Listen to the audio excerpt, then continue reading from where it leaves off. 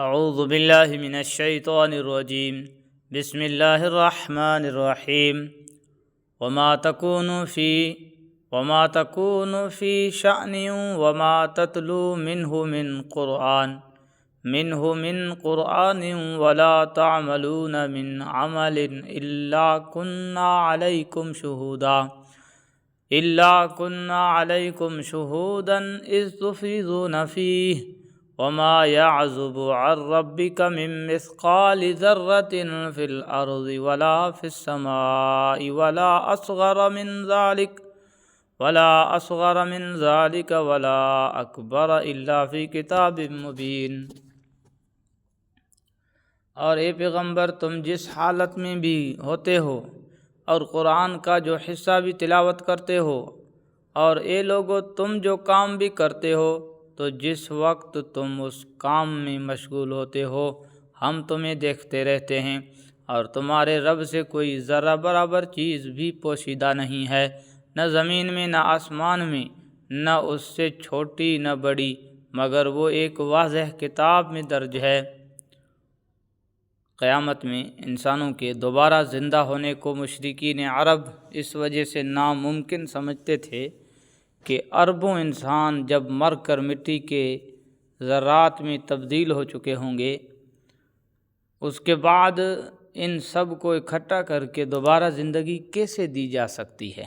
یہ کیسے معلوم ہوگا کہ مٹی کا کون سا ذرہ اصل کس انسان کے جسم کا حصہ تھا؟ اس آیت میں یہ فرمایا گیا ہے کہ تم اللہ کی قدرت اور علم کو اپنے اوپر قیاس مت کرو۔ اللہ تعالیٰ کا علم اتنا وسیع ہے کہ اس سے کوئی چیز پوشیدہ نہیں ہے۔ الا ان اولیاء اللہ لا خوف علیہم ولا هم یحزنون۔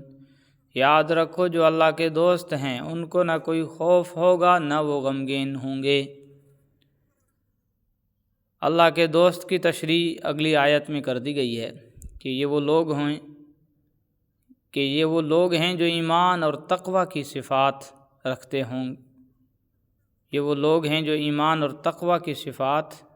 ہوں۔ ان کے بارے میں یہ فرمایا گیا ہے کہ انہیں نہ آئندہ کوئی خوف ہوگا اور نہ ماضی کی کسی بات کا کوئی غم ہوگا۔ کہنے کو یہ مختصر سی بات ہے، لیکن دیکھا جائے تو یہ اتنی بڑی نعمت ہے کہ دنیا میں اس کا تصور ہی نہیں کیا جا سکتا، کیونکہ دنیا میں ہر انسان کو خواہ وہ کتنا ہی خوشحال ہو،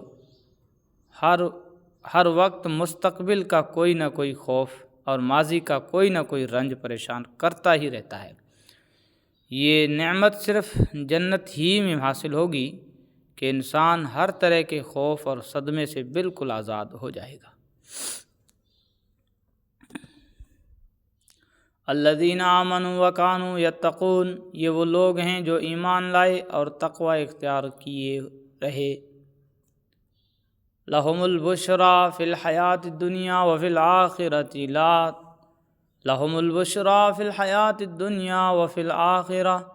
لا تبدیل لکلمات اللہ ذالک هو الفوز العظیم۔ ان کے لیے خوشخبری ہے، دنیاوی زندگی میں بھی اور آخرت میں بھی اللہ کی باتوں میں کوئی تبدیلی نہیں ہوتی، یہی زبردست کامیابی ہے۔ وَلَا يَحْزُنْكَ قَوْلُهُمْ إِنَّ الْعِزَّةَ لِلَّهِ جَمِيعًا هُوَ السَّمِيعُ الْعَلِيمُ۔ اور اے پیغمبر، یہ لوگ جو باتیں بناتے ہیں وہ تمہیں رنجیدہ نہ کریں۔ یقین رکھو کہ اقتدار تمام تر اللہ کا ہے، اور وہ ہر بات سننے والا، سب کچھ جاننے والا ہے۔ الا ان للہ من فی السماوات ومن فی الارض وما يتبع الذین يدعون من دون اللہ شرکاء ان يتبعون الا الظن وان هم الا یخرصون۔ یاد رکھو کہ آسمانوں اور زمین میں جتنے جاندار ہیں وہ سب اللہ ہی کی ملکیت میں ہیں، اور جو لوگ اللہ کے سوا دوسروں کو پکارتے ہیں وہ کوئی اللہ کے حقیقی شرکا کی پیروی نہیں کرتے، وہ کسی اور چیز کی نہیں، محض گمان کی پیروی کرتے ہیں، اور ان کا کام اس کے سوا کچھ نہیں کہ اندازوں کے تیر چلاتے ہیں۔ هو الذي جعل لكم الليل لتسكنوا فيه والنهار مبصرا ان في ذلك لآیات لقوم يسمعون۔ اللہ وہ ہے جس نے تمہارے لیے رات بنائی تاکہ تم اس میں سکون حاصل کرو، اور دن کو ایسا بنایا جو تمہیں دیکھنے کی صلاحیت دے۔ اس میں یقیناً ان لوگوں کے لیے نشانیاں ہیں جو غور سے سنتے ہوں۔ قالوا اتخذ اللہ ولدا سبحانہ هو الغنی لہ ما فی السماوات وما فی الارض ان عندکم من سلطان بہذا اتقولون علی اللہ ما لا تعلمون۔ کچھ لوگوں نے کہہ دیا کہ اللہ اولاد رکھتا ہے، پاک ہے اس کی ذات، پاک ہے اس کی ذات، وہ ہر چیز سے بے نیاز ہے۔ آسمانوں اور زمین میں جو کچھ ہے اسی کا ہے۔ تمہارے پاس اس بات کی ذرا بھی کوئی دلیل نہیں ہے، کیا تم اللہ کے ذمے وہ بات لگاتے ہو جس کا تمہیں کوئی علم نہیں؟ یعنی اولاد کی ضرورت اس لیے ہوتی ہے کہ یا تو وہ زندگی کے کاموں میں باپ کی مدد کرے، یا کم از کم اسے نفسیاتی طور پر صاحب اولاد ہونے کی خواہش ہو۔ اللہ تعالیٰ ان دونوں باتوں سے بے نیاز ہے، اس لیے اسے کسی اولاد کی ضرورت نہیں ہے۔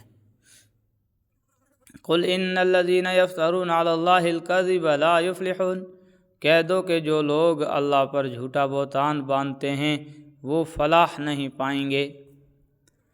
متاع فی الدنیا ثم الینا مرجعوہم ثم نذیقہم العذاب الشدید بما کانوا یکفرون، ان کے لیے بس دنیا میں تھوڑا سا مزہ ہے، پھر ہمارے پاس ہی انہیں لوٹ کر آنا ہے، پھر کفر کا جو رویہ انہوں نے اپنا رکھا تھا اس کے بدلے ہم انہیں شدید عذاب کا مزہ چکھائیں گے۔ صدق اللہ العظیم۔